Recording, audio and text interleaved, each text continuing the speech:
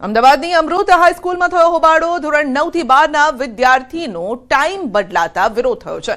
વાલીઓ અને વિદ્યાર્થીઓએ કર્યો છે હલ્લાબોલ. બપોરનો ટાઈમ કરતા વાલીઓમાં રોષ જોવા મળ્યો છે.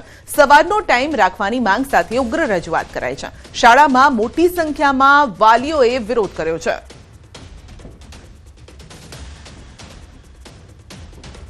તો સવારનો ટાઈમ રાખવાની માંગ સાથે ઉગ્ર રજૂઆત કરાઈ છે.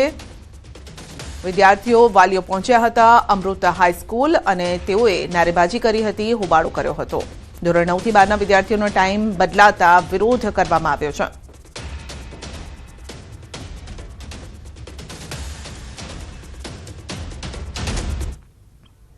બરોડા ડેરીની ચૂંટણી માટે મતદાન પ્રક્રિયા શરૂ કરાઈ છે. ડભોઈના ધારાસભ્ય શૈલેષ મહેતાનું નિવેદન છે, હું પોતે ડભોઈ ઝોનમાં મતદાર છું તો દીક્ષિત પટેલ જંગી બહુમતીથી જીત મેળવશે તેવું શૈલેષ મહેતાએ કહ્યું છે.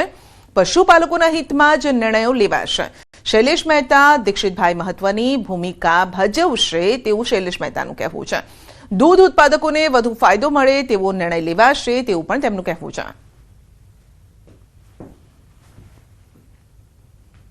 ડભોઈ ઝોનની ચૂંટણી છે. ડભોઈ ઝોનમાં હું પોતે મતદાર છું અને અમારા ડભોઈ ઝોનના ભાજપના ઉમેદવાર દીક્ષિતભાઈ પટેલ છે અને એ જંગી બહુમતીથી આજે જીતશે એ ખાતરી આપું છું. આમ પશુપાલકો, ખેડૂતો, દૂધ ઉત્પાદકોના હિતમાં જ નિર્ણયો લેવાશે અને એમાં અમારા દીક્ષિતભાઈ મહત્વની ભૂમિકા ભજવશે. બરોડા ડેરીની ચૂંટણી દરમિયાન દીનુ પટેલનું નિવેદન છે કે પહેલીવાર 9 બેઠકો બિનહરીફ થઈ છે અને જે પણ જીતીને આવે દૂધ ઉત્પાદકોના હિતમાં કામ કરે.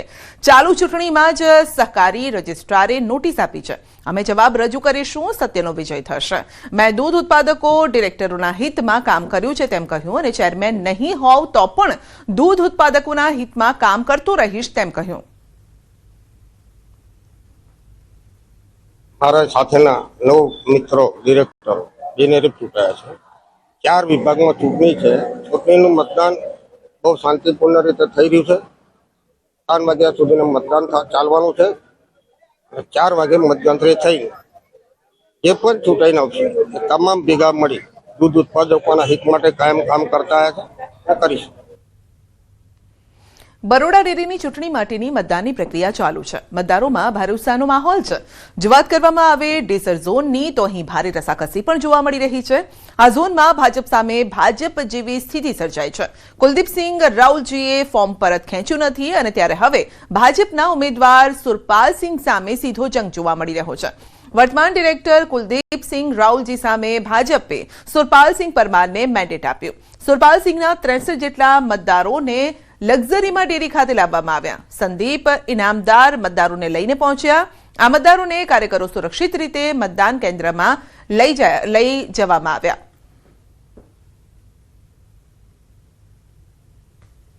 બરોડા ડેરીની ચૂંટણી જે છે તે આજે યોજાઈ રહી છે અને જે મતદારો છે તેઓની અંદર ભારે ઉત્સાહ જે છે તે જોવા મળી રહ્યો છે.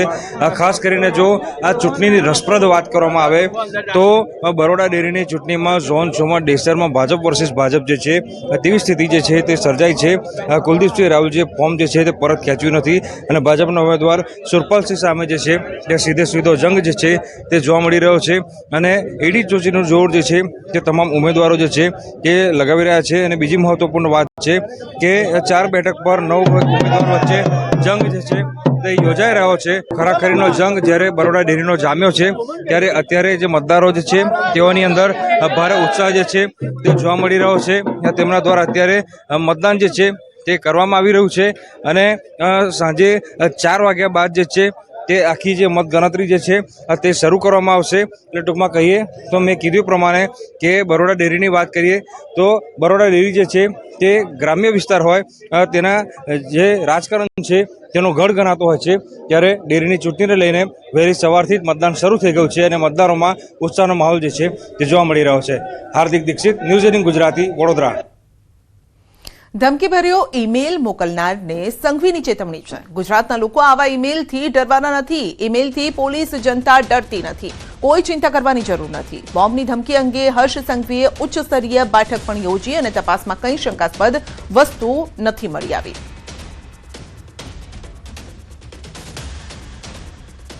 આ બાબતે બી ગંભીરતાપૂર્વક ઇન્ક્વાયરી આપી છે ને મેં પોતે બી હાઈ લેવલ કમિટીની એક મિટિંગ બોલાવી હતી અને વિધાનસભામાં દરરોજ જે કોઈ એના પ્રોટોકોલ છે એમાં ચેકિંગ થતું જ હોય છે, પરંતુ એના પ્રોટોકોલના હિસાબે આજે બી આ ચેકિંગ કરવામાં આવ્યું છે. વિધાનસભા રાબેતા મુજબ ચાલુ છે. આવા ઈમેલ ફિમેલથી ગુજરાત પોલીસ કે ગુજરાતની જનતા ક્યારેય કોઈ પ્રકારની ડર નથી રાખતી. વિધાનસભામાં સંપૂર્ણપણે રાબેતા મુજબ અને નિયમ મુજબ સમયસર જ જે કંઈ ચાલુ કરવાની તે થઈ ગઈ છે અને કોઈ બી વ્યક્તિ, હું હોઉં કે મારા સાથી મંત્રીઓ હોય, મુખ્યમંત્રીશ્રી હોય, સ્પીકર સાહેબ હોય, બધા જ લોકો વિધાનસભામાં જ બેસેલા હતા અને બધી જ તપાસ થઈ ગઈ છે. કોઈ બી પ્રકારની ચિંતા કરવાનો વિષય નથી. સરખેજમાં થયેલ હત્યા મામલે 2 આરોપીની ધરપકડ કરાઈ છે. ક્રાઇમ બ્રાન્ચે 2 મુખ્ય આરોપીની ધરપકડ કરી છે. અત્યાર સુધીમાં કુલ 3 આરોપીની ધરપકડ થઈ છે. જૂની અદાવતમાં હત્યા કરી હોવાનું સામે આવ્યું છે. સરખેજના ઠાકોરવાસમાં થયું હતું જૂથ અથડામણ. મારામારીમાં એક યુવકનું પણ મોત થયું હતું.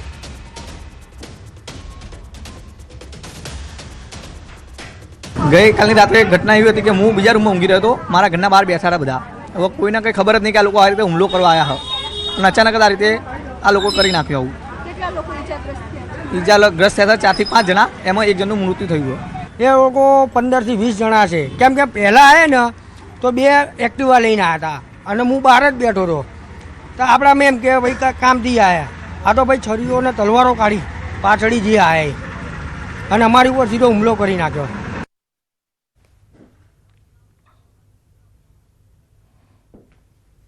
તો સૌથી મહત્વના સમાચાર કે જગ લાડકી જહાજ પહોંચી ગયું છે મુન્દ્રા. જી હા, ત્રીજું આ જહાજ છે જે ક્રૂડ સાથે ગેસ સાથે પહોંચ્યું છે, તેની પણ વાત કરીશું. પરંતુ વાત કરીએ વાવ થરાદની.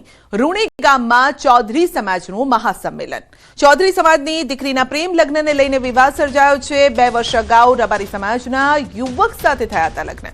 મોટી સંખ્યામાં ચૌધરી સમાજના લોકો ઉમટી પડ્યા. દીકરી ચૌધરી સમાજને પરત સોંપવાની માંગ કરાઈ છે. ચૌધરી સમાજના આગેવાનો સંમેલનમાં હાજર જોવા મળ્યા. મહત્વનું છે કે ગઈકાલે દીકરીએ વિડીયો વાયરલ કરીને પોતાનો માળો ન વિખેરવાની અપીલ કરી હતી. 2 વર્ષ પહેલા દીકરીના રબારી સમાજના યુવક સાથે લગ્ન થયા હતા. અત્યારે તેમને એક બાળક પણ છે.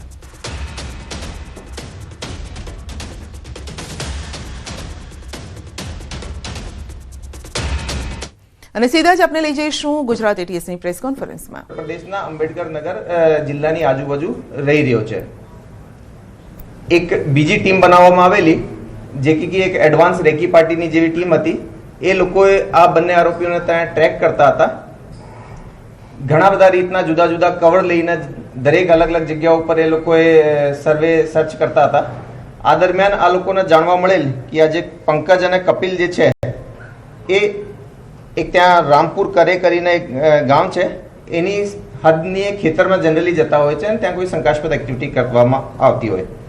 એ જે ડિટેલ ટીમ હતી એ કે સિદ્ધાર્થ એસપી જે સાહેબ છે એની અધ્યક્ષતામાં બનાવવામાં આવેલી.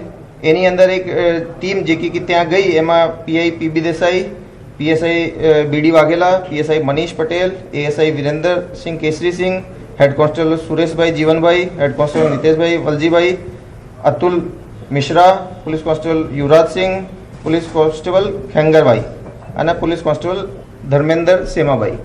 આ બધા અધિકારી કર્મચારીઓના નામ એના માટે લઈ રહ્યો છું કે આ બહુ જ એક મુશ્કેલ ઓપરેશન હતું. અંતરિયાળ વિસ્તારના જે ગામડા છે એમાં પણ ખેતર છે અને એની અંદર 3 નાના નાના શેડ બનાવેલા હતા જે કે ઓબ્વિયસ રીતે પોલ્ટ્રી ફોર્મ જેવો દેખાતો હતો. અને એની અંદર જે ટાઈમ ઉપર એ લોકોએ પ્રોડક્શન કરે ત્યારે મશીનો ઓપન કરવામાં આવતી હતી, નહીં તો એને કાળી જે થેલી હોય, મોટી થેલીઓ હોય એનાથી ઢાંકી દેવામાં આવતી હતી. અને સામાન્ય દિવસોમાં એવું કોઈ પણ પ્રમાણ ત્યાં ના મળે કે ત્યાં એક ક્લેન્ડેસ્ટાઇન લેબોરેટરી ચાલી રહી છે. આ ઇન્ફોર્મેશનના આધારે ત્યાં યુપી અંબેડકર પોલીસનો સહયોગ લેવામાં આવેલો અને આ ટીમ દ્વારા ત્યાં રેડ પાડવામાં આવેલી. અને એ જગ્યાથી આપણે 6 kilo totally prepared MD, 50 kilo લગભગ લિક્વિડ મેફેડ્રોન જે કે પ્રોસેસમાં હતો, સાથે સાથે 88 કેજી 2 બ્રોમો 4 મેથાઇલ પ્રોપિયોફિનોલ જે કે હાલમાં 11 માર્ચ 2026ના દિવસે જ એનડીપીએસ ની અંદર કંટ્રોલ સબસ્ટેન્સ તરીકે આની જાહેરાત થઈ છે. એ બેસિકલી એમડીનો એક કી સ્ટેજ મટીરિયલ છે. આ લગભગ 88 કેજી 2 બ્રોમો 4 એમપીપી થી આપણે બીજા લગભગ 30 થી 35 કિલો આસાનીથી એમડી બનાવી શકતા હતા. આવો આ મટીરિયલ છે. એ સિવાય પણ બીજો જે રો મટીરિયલ છે એ 200 કેજી જેટલો અને ત્યાં જેટલી પણ મશીનરી હતી એ ત્યાં સીઝ કરવામાં આવેલી. જે આરોપીઓ છે એ કપિલ દેવ શર્મા અને રામશંકર ઉર્ફે પંકજ, આ બંનેની પણ ત્યાંથી ધરપકડ કરવામાં આવેલી. આ ઓપરેશન કાલે અર્લી મોર્નિંગ ત્યાં એક્ઝિક્યુટ કરવામાં આવેલો. પછી એને ત્યાં ઉચિત જે પ્રોસિજર છે આ ફોલો કરીને અહીંયા લઈને આજે કોર્ટમાં રજૂ કર્યા છે અને એના આગળ આપણને 12 દિવસના રિમાન્ડ પણ મળ્યા છે, જેમાં એની આગળની પૂછપરછ કરવામાં આવશે. કેટલા સમયથી સાહેબ ચાલતું? આ લગભગ એ જ લોકો મુજબ જે પ્રાઇમરી તપાસ જે થઈ છે એમાં મુજબ એ લોકો લગભગ લાસ્ટ 3-4 મહિનાથી ત્યાં કાર્યવાહી કરતા હતા. સપ્લાય ક્યાં કરતા? સપ્લાયનો જે ચેનલ છે, હું આપને કીધું કે આ લોકોનો ચેનલ બહુ ઇન્ક્રિપ્ટેડ એપ્લિકેશન્સ ઉપર ચાલતો હોય છે. તો આપણને એક છેડો અહીંયા મળી આવેલો, જેના આધારે આપણે એક નાના 4.6 ગ્રામના કેસથી એટલી એવી ક્લેન્ડેસ્ટાઇન લેબોરેટરી સુધી પહોંચી શક્યા. હવે આના ફોન્સ વગેરેનો એનાલિસિસ કરીને બીજો આનો જે ચેનલ છે, જે જગ્યાથી એ પ્રોક્યોર કરતા હતા રો મટીરિયલ અને જે જગ્યા ઉપર સેલ કરતા હતા, એ બધું બહાર કાઢીશું અને 12 દિવસના રિમાન્ડમાં અમે આગળ માસ્ટર કોણ? એ પણ હું આપને કીધા કે અમને સ્થળથી એ બે લોકો મળી આવ્યા છે. એ લોકોનો જે અભ્યાસ છે જનરલી 12th પાસ અને 10th પાસ બંને છોકરાઓ છે. તો એને થોડી ઘણી કેમિકલ્સની સમજ છે. હવે આની જોડે કોઈ બીજા જોડાયેલા છે યા એ ફક્ત સેલમાં હતા, એ બધું અમે થોડુંક તપાસ કરીને ફોલોઅપમાં આપને કહીશું. બંનેનો પરિચય કેવી રીતે? બંને એકબીજા સાથે પરિચયમાં કેવી રીતે? એ બંને જે છે એ ગઢોપુર ઉત્તર પ્રદેશ સેમ રાજ્યના છે અને એ રીતે એકબીજાને જાણતા હોય છે.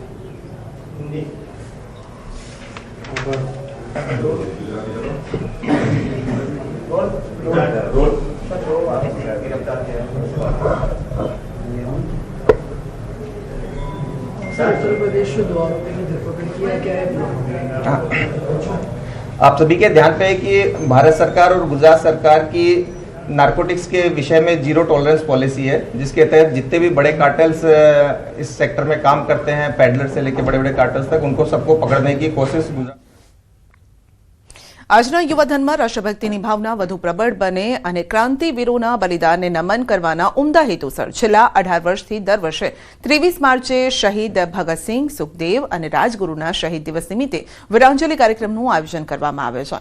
18 વર્ષ પહેલા પ્રદેશ ભાજપ અગ્રણી પ્રદીપસિંહ વાઘેલાના વિચારથી વીરાંજલિ કાર્યક્રમ શરૂ કરવામાં આવ્યો હતો અને ત્યારે આ વર્ષે પણ શહીદ ભગતસિંહ, સુખદેવ, રાજગુરુના બલિદાન, શૌર્યની ગાથા સાથે રાષ્ટ્રીય ગીત વંદે માતરમનો ગૌરવવંતો ઇતિહાસ પણ રજૂ કરાશે. આ કાર્યક્રમ 23 માર્ચ 2026ના રોજ રાત્રે 8 વાગ્યાથી શરૂ થવાનો છે, જે સાણંદના એકલિંગજી રોડ ખાતે વીરાંજલિ ગ્રાઉન્ડ ખાતે યોજાશે. આ ખાસ કાર્યક્રમમાં કલાકારો પણ ઉપસ્થિત રહેશે. કીર્તિદાન ગઢવી, માયાભાઈ આહિર, સાંઈરામ દવે, રાજભા ગઢવી અને અલ્પાબેન પટેલ ડાયરાના માધ્યમથી શહીદોની શૌર્યગાથા રજૂ કરશે. જે ભારતની નવી પેઢી છે, જે આજે દેશ માટે જીવે છે, દેશ માટે મરવાવાળા યુવાનોના બલિદાનોમાંથી પ્રેરણા લઈને વર્તમાન પેઢી દેશ માટે જીવતા શીખે એવા શુભ આશયથી વીરાંજલિ કાર્યક્રમની શરૂઆત થઈ. આ વખતે અમે ફરી પાછો ડાયરો કરવા જઈ રહ્યા છીએ, જે મૂળભૂત રીતે જ્યાંથી વીરાંજલિની વાત શરૂ કરી હતી. એટલે આદરણીય કીર્તિદાનભાઈ, આદરણીય માયાભાઈ, આદરણીય રાજભા, અલ્પાબેન અને હું અમે ડાયરાના માધ્યમથી ક્રાંતિવીરોની વાતો રજૂ કરવાના છીએ. એટલે 2.5 છે. આવતી વખતે ફરી પાછો મલ્ટીમીડિયા શો આવશે, એટલે અમે અડધો સ્ટેપ આગળ જઈ રહ્યા છીએ. એટલે એ પાછો વીરાંજલિ 3 આવશે. મારે વચ્ચે પણ 2 વાર કોઈ કાર્યક્રમમાં જેલો છે. જરાય વિરોધ કરે પણ આપના માધ્યમથી એમ કહું છું કે જે મિત્રોને કાર્યક્રમનો એક ભાગ હોય છે, વાહ વાહ ક્યાં વાત છે, વાહ. પણ મારે કહેવું છે કે સાણંદના આ વીરાંજલિ કાર્યક્રમમાં આ કાળો નીકળે છે. સાબરકાંઠાના હિંમતનગર ખાતે આવેલા માર્કેટિંગ યાર્ડ કે જેને ગુજરાતમાં સૌથી વધુ ભાવ આપતું ઓપન માર્કેટિંગ યાર્ડ ગણાય છે. અહીં ખેડૂતો ખુશખુશાલ થઈ જાય છે, કારણ કે અહીં ફક્ત ગુજરાતથી જ નહીં પરંતુ અન્ય રાજ્યોમાંથી ખેડૂતો મગફળીની ખરીદી કરવા આવતા હોય છે અને તેથી ખેડૂતોને સૌથી ઊંચા ભાવ મળે છે. પુષ્કળ મગફળી વેચાણ અર્થે ખેડૂતો હિંમતનગર માર્કેટયાર્ડ ખાતે આવ્યા. એનું મુખ્ય કારણ ચાલુ સાલે અન્ય બજારો કરતા હિંમતનગર માર્કેટયાર્ડમાં 150 થી 200 રૂપિયા વધુ ભાવ મળ્યો. એનું કારણ જણાવું તો આંધ્રપ્રદેશથી 8-10 વેપારીઓ અહીં ખરીદી કરવા આવ્યા. અહીં લગભગ 40 થી 45 જેટલા શોર્ટેક્સ મગફળીના હિંમતનગર ખાતે આવેલા છે. એના કારણે હરાજીમાં હરીફાઈ વધવાના કારણે પણ ખેડૂતોને વધુ ભાવ મળ્યા. સૌથી ઓછો ભાવ 1000 અને સૌથી વધુ ભાવ 2115 રૂપિયા સુધી પડ્યો. अच्छा क्वालिटी मिलता है और बीज दाने को इधर से लेके चल जा रहा है। भाई श्रीकालहस्ती आंध्रा से आ गया इधर, वो क्वालिटी भी अच्छा है, आदमी भी